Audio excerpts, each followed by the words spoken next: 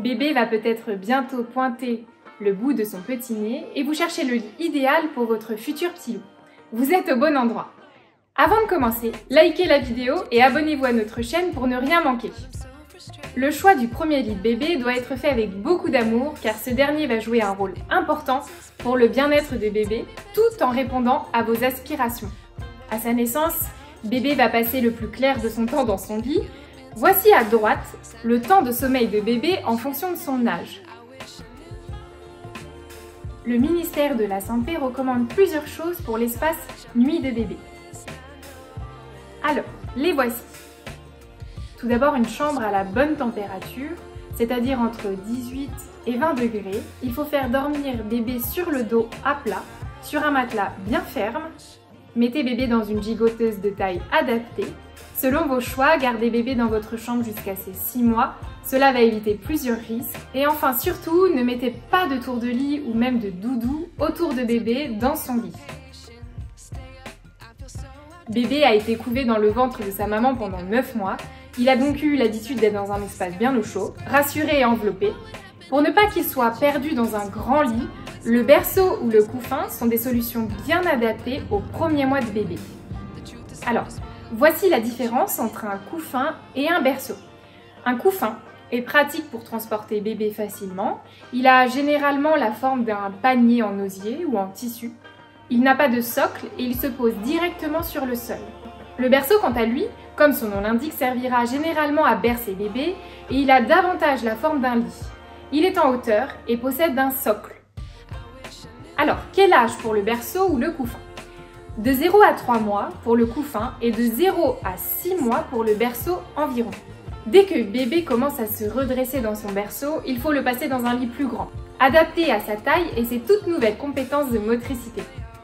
Au niveau du budget, il y a des berceaux et des couffins différents et à tous les prix, mais il faut compter environ 80 €.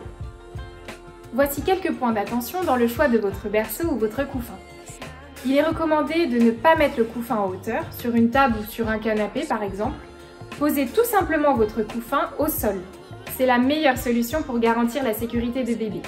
Si vous souhaitez déplacer plus facilement votre berceau, pensez à le prendre sur des roulettes plutôt qu'à bascule. Alors, quels sont les avantages du couffin et du berceau? En cas d'allaitement, le choix d'un couffin ou d'un berceau permet de garder bébé à portée du lit parental la nuit. Il prend peu de place, il peut être facilement installé près du lit. Alors, le petit inconvénient de ce type de lit, c'est la durée d'utilisation, qui n'est pas très élevée, notamment pour le couffin qui sera utilisé que jusqu'aux 3 mois de bébé environ. Passons au classique, le lit à barreaux. Alors, quel âge pour ce lit? De 0 à 6 mois en position haute, selon le lit que vous avez, et de 0 à 2 ou 3 ans environ en position basse. Pour le budget, il faut compter entre 150 et 600 € selon les modèles. Voici quelques points d'attention. Il doit être conforme à la norme qui garantit le respect de la bonne distance des barreaux du lit, entre 4,5 et 6,5 cm, permettant de prévenir tout coincement d'un petit bras ou d'une petite tête. La profondeur maximale du lit doit être de 60 cm. Vous pouvez opter pour un lit avec plusieurs positions du couchage, au milieu du lit ou tout en bas. À noter qu'une fois que l'enfant sait se tenir assis, il faudra mettre le lit en position basse. Le matelas doit être adapté parfaitement à la taille du lit. Cela évite les risques d'étouffement. L'avantage premier du lit à barreaux est qu'il permet de sécuriser bébé et de limiter tout risque de basculement. L'inconvénient, c'est que vers ses 2 ou 3 ans, bébé cherche parfois à passer au-dessus du lit, ce qui peut être dangereux. Si vous bougez beaucoup, si vous vadrouillez beaucoup, le lit parapluie est un indispensable pour votre tout petit et même pour vous. Vous pourrez l'utiliser dès la naissance et jusqu'au poids indiqué sur le produit. Il faut compter environ 60 € selon les modèles. Voici quelques points d'attention. Le poids du lit. Privilégiez la légèreté si vous devez prendre le train ou si vous bougez beaucoup. La stabilité du lit, afin que bébé puisse bouger facilement selon son âge. Vérifiez aussi l'encombrement, notamment lorsque vous devez mettre le lit dans la voiture ou dans la soute de l'avion.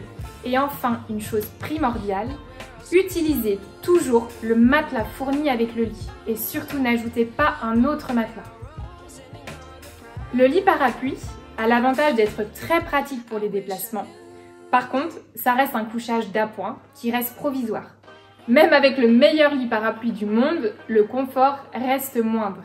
Si vous êtes embêté avec le montage et le démontage du lit parapluie, nous avons une vidéo consacrée à ça. Le lien de la vidéo est dans la description. Dès les 6 mois de bébé, vous pouvez opter pour un lit bas, favorisant l'autonomie.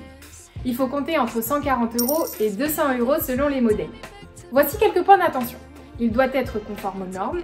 Optez toujours pour un matelas adapté à la taille du lit. Le lit au sol permet à Petit Loup de se coucher et de se lever en toute autonomie. Le couchage au sol minimise également le risque de chute et va rassurer l'enfant.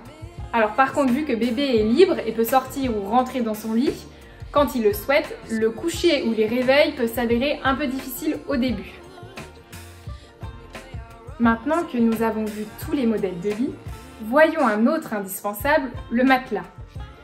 Le choix du matelas pour votre bébé doit mobiliser toute votre attention car il y passera beaucoup de temps. Il faudra regarder la taille, adaptée au lit, l'épaisseur et la densité. Veillez également à l'usage unique du matelas. Évitez de transmettre le matelas de bébé 1 à bébé 2 par exemple. Alors il en existe de tout type, waterproof, naturel, synthétique, biface et thé hiver. Vous avez l'embarras du choix. Pour vous faciliter un peu votre choix, on a établi la carte d'identité du matelas parfait. Alors les voici. Il doit être conforme aux normes. L'épaisseur du matelas doit être entre 8 et 12 cm. Les dimensions, cela va dépendre de votre lit. La densité à choisir. Alors, pour un matelas synthétique, environ 20 kg par mètre cube. Et pour un matelas naturel, entre 70 et 80 kg par mètre cube. Prenez un matelas sans traitement chimique. Différentes possibilités s'offrent à vous pour accueillir et faire dormir votre tout petit. Le berceau, le couffin, un lit à barreaux ou un lit au sol. Il ne vous reste plus qu'à choisir ce qui répondra le mieux à vos besoins, mais surtout aux besoins de votre tout petit.